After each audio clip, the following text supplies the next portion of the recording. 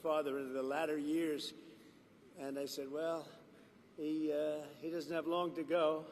He was having a hard time, and he lived about 3 or 4 years after that, right? They say it was good stock. He had the ultimate good stock. But I want to thank you, Franklin. You've been fantastic here, and everywhere he goes, he's always the first one I see. People don't realize it, how good it is. A lot of people, they go, well, maybe it's for the people that he's got, and you guys know because you're here, but the people that he's got have done amazing work. So I just want to thank everybody. We're going to get over and take a look. We'll say a few words. I do want to introduce some of the people that we have, and our First Lady. We'll start with our First Lady. She wanted to be here because of North Carolina, and then I said, well, you can do that, but you're going to have to come to California, too. And she said, that's okay. And we got to fix that one up, too. Do you ever see anything like that one? It's, who would have thought that could have happened? So, Governor Josh Stein, thank you very much. We appreciate it. And we're going to have a very long and good relationship. Representatives, maybe stand up, if you would, so the press can see. Representatives Chuck Edwards. Chuck, thank you. Thank you, Chuck. Tim Moore. Virginia, you know Virginia Fox, a legend. She is such a powerful woman. Pat Harrigan. Pat, thank you very much. Your Agriculture Commissioner, who I hear is excellent, Steve Troxler. Steve, thank you very much. Good job, Steve. You got plenty to do, right? More than you ever thought. North Carolina Speaker Dustin Hall. Thank you, Dustin. Thanks, Dustin. Very good. House Majority Leader Brendan Jones. Brendan, thank you very much. We're making progress, Brendan. State Representatives Dudley Green, Carl Gillespie. Thank you very much, fellas. Good. Good. Thank you very much. State Senators Kevin Corbin, Warren Daniel. Thank you. Thank you very much, Kevin, Warren. And County Commissioner Jennifer Best. Thank you, Jennifer. Thank you. So Hurricane Helene was one of the worst natural disasters in American history. It was far worse than it was even billed. I have never seen such water damage. It was largely water damage, wind damage, but water damage nobody's ever seen. I've been here, as you know, numerous times, but now I'm here in a position where we can do something, meaning I've been in office for 4 days, and I wanted to come sooner, but actually they had a little problem with getting logistically in here, but I would have been here even sooner. 104 North Carolinians have lost their lives. Is that now a fairly firm number, or are they still finding people?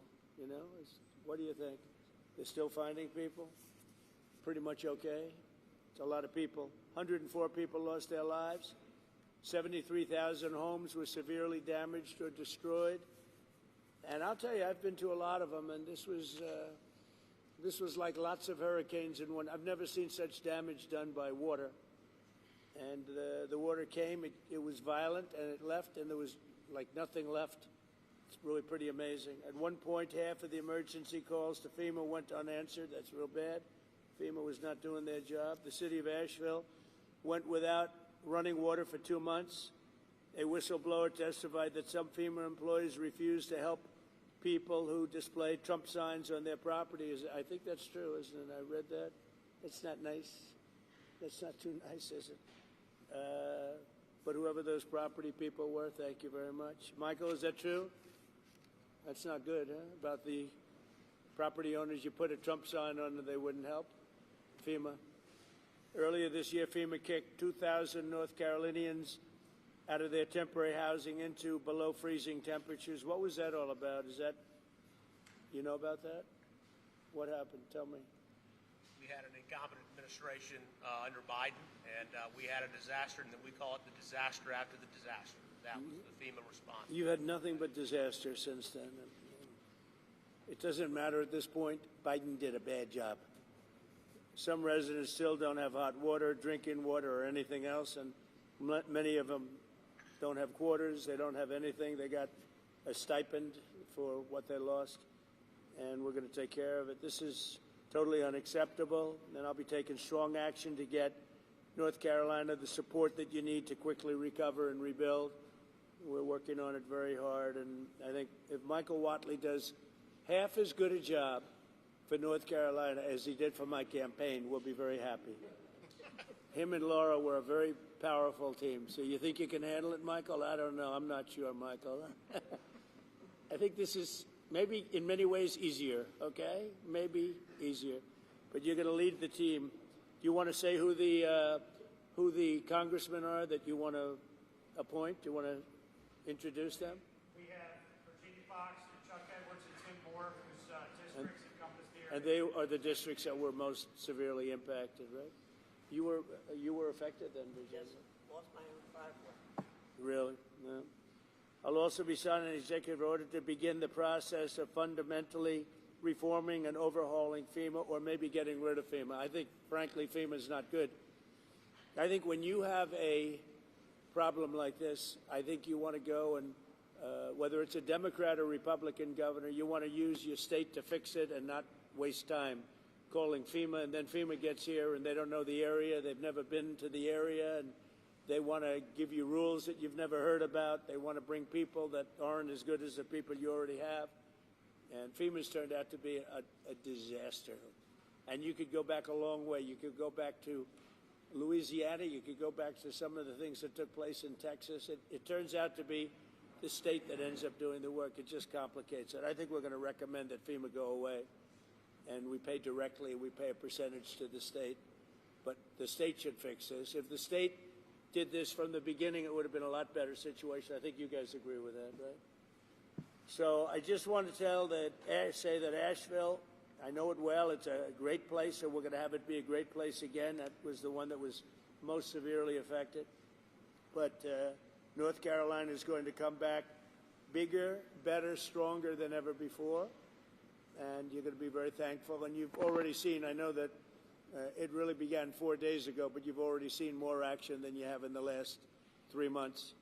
And we're going to get it together. We're informing the Army Corps of Engineers to get going because you have a lot of river breaks and a lot of areas that you're going to need some pretty big work. And they're on their way. They're going to be working very much harder than they've been working in the past, and we're going to take care of it. Any questions from the press of any of the congressmen, governor, anybody? Sir, are you going to sign an executive order on FEMA, getting rid of it? Can you say more about signing an executive order to get rid of FEMA, please? FEMA has been a very big disappointment.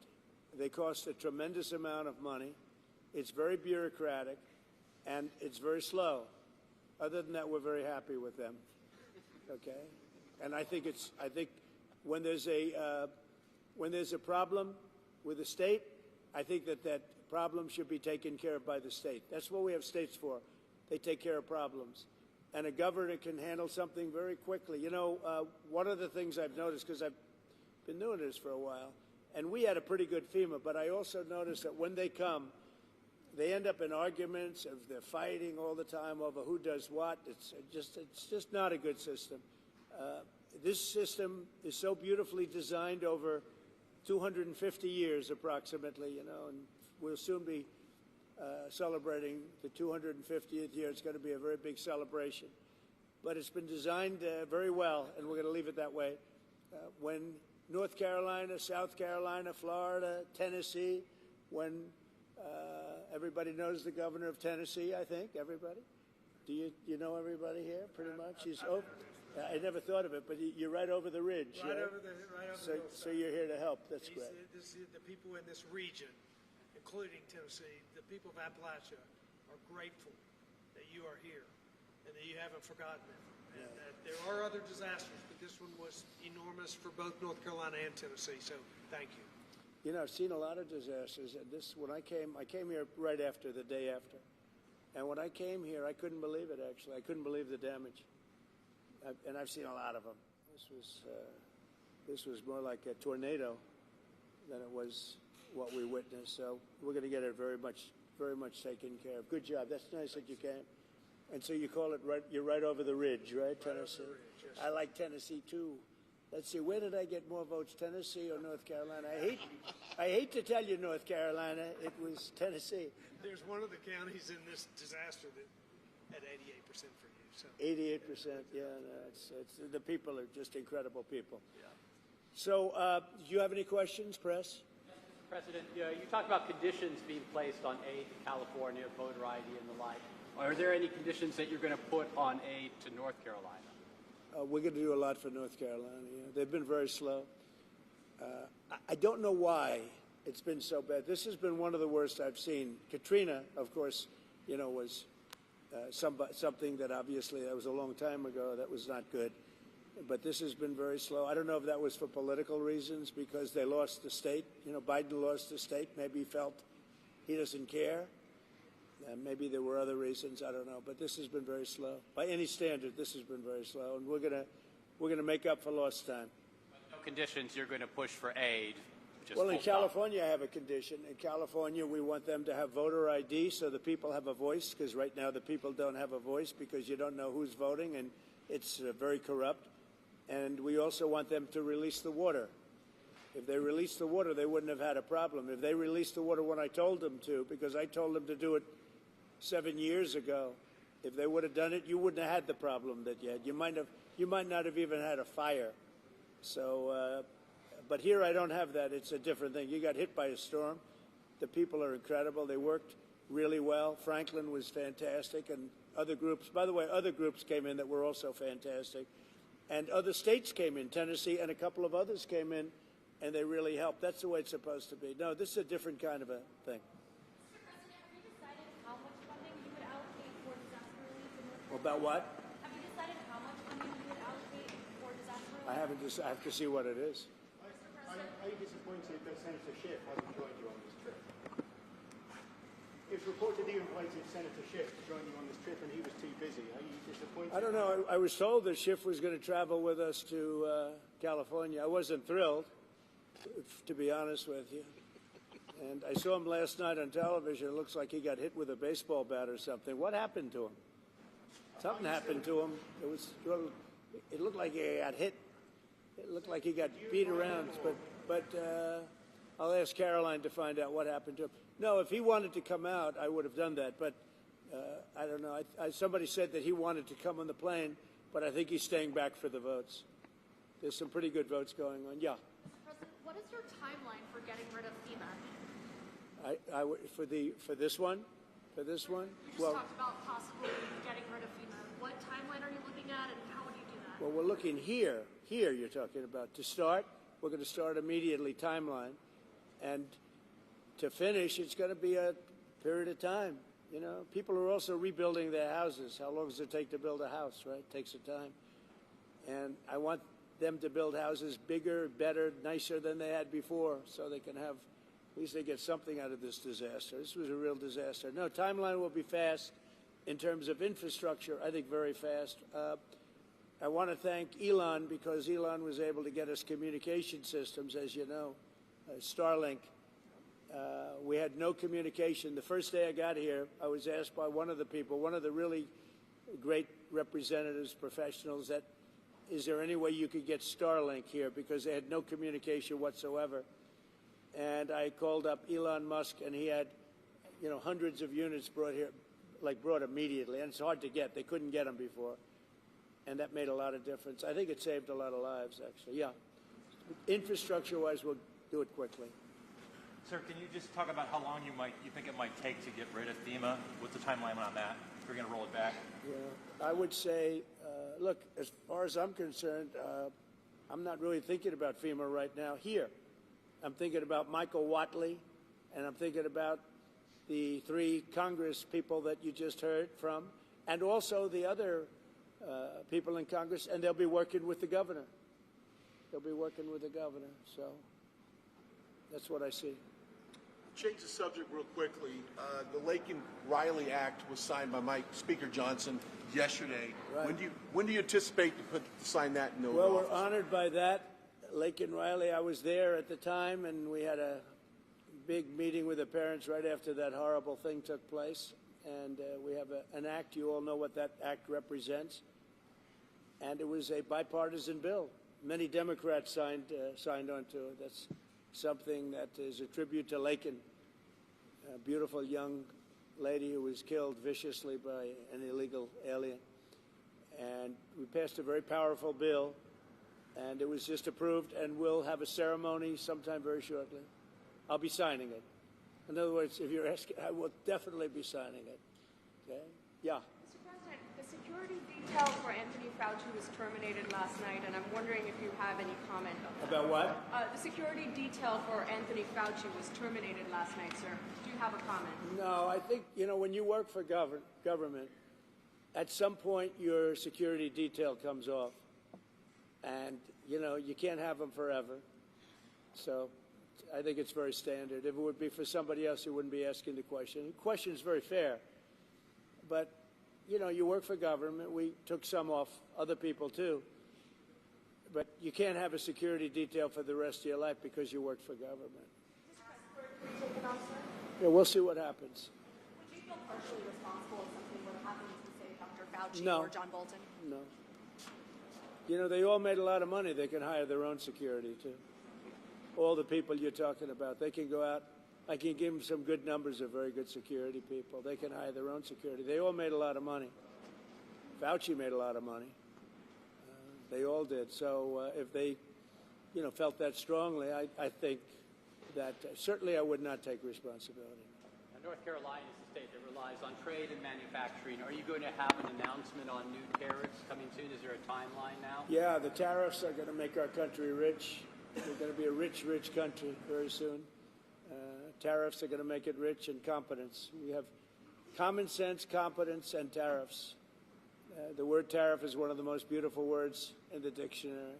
Now, Jonathan Reynolds, the business secretary of the United Kingdom, said that there's an even trade between the U.S. and the U.K., so they shouldn't have tariffs. Does trade imbalances or a balanced trade affect tariffs and your decisions? Yeah, unbalanced and balance, and also deficits. Like with Canada, we lose $200 billion a year with Canada. That's because we allow them to make cars. We allow them to take lumber. We don't need their cars. We don't need their lumber. We don't need their food products because we make the same products right on the other side of the border. It's sort of crazy. So we've just allowed that, bad management has allowed it over the last 4 years in particular to become very imbalanced. And I said I call him Governor Trudeau, but he's Prime Minister Trudeau when he was Prime Minister. I asked him, why would we do that? Why? And he was unable to give me an answer. He said, I don't know. And I said, do you think it's fair that we're paying $200 billion to keep Canada going? And what would happen, I asked him, what would happen if we didn't do that, if we didn't subsidize Canada? He said, we'd be a failed nation. And I said, then you should be a state. Because why are we paying all of that money to Canada when, we could use it ourselves, right? So we take care of their military. We're going to order about 40 Coast Guard big icebreakers, big ones. And all of a sudden, Canada wants a piece of the deal. They say, why are we doing that? I mean, I like doing that if they're a state, but I don't like doing that if they're a nation. Also, they've been very nasty to us on trade. Historically, Canada has been very, very bad to us, very unfair to us on trade. So we'll see how it all works out. I would love to see Canada be the 51st state. The Canadian citizens, if that happened, would get a very big tax cut, tremendous tax cut, because they're very highly taxed. And you wouldn't have to worry about military. You wouldn't have to worry about many of the things. You'd have better health coverage. You'd have much better health coverage. So I think the people of Canada would like it, if it's explained. But just to start off, they'd have a massive tax cut, and they'd have a lot more business because then we'd let business go to Canada routinely, and there'd be no tariffs. If we did that, there'd be no tariffs. So the United Kingdom might be in a better spot then. Reverend Franklin Graham has been a great asset to the state. Talk a little bit about the way the Samaritan Purse has helped North Carolina. Yeah, say once again, the first. Reverend Franklin Graham has been a big part of Samaritan Purse and their aid to North Carolina. Just want to get your thoughts on that. Well, Franklin Graham has been a big asset to the state. His father was a big asset to the state, to the country, both of them. I just think this. I think Franklin and and other people that are doing what Franklin have done. But you know, I've known Franklin so long. He was at the inauguration. He made a speech, beautiful prayer. He does a great job. And we made a big donation, and it was money well spent. Sometimes you make donations, it's not well spent. He's done a great job here.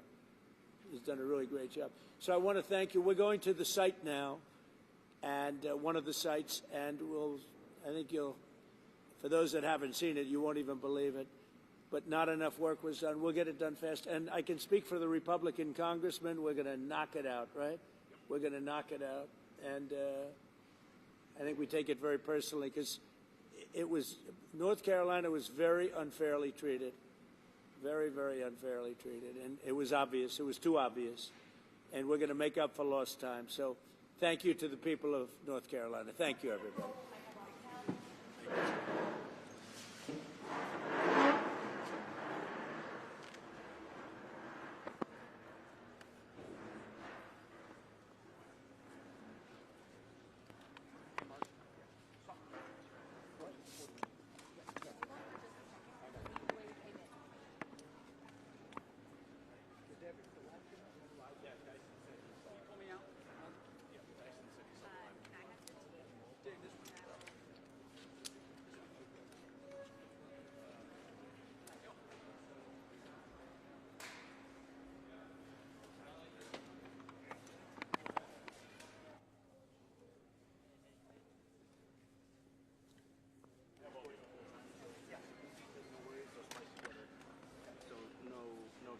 Okay.